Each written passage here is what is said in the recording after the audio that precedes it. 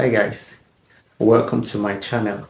In this video, I will be sharing with you all that is required of you to start your own YouTube channel.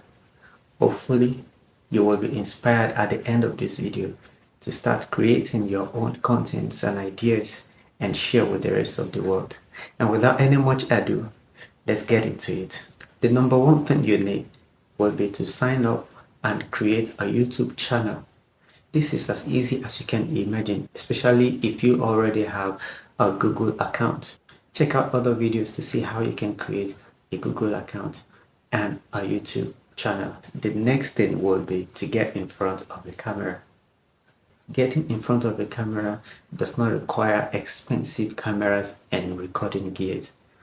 What you need could be as easy as a smartphone camera. With your smartphone camera, you're good to go, recording your content and sharing your ideas with the rest of the world. And honestly, these are the two most important things you need to do to start putting yourself out there. Every other thing that you would want to do in terms of improving your content, in terms of presenting your content and technicalities, will be inspired by the demands of your creativity and ideas.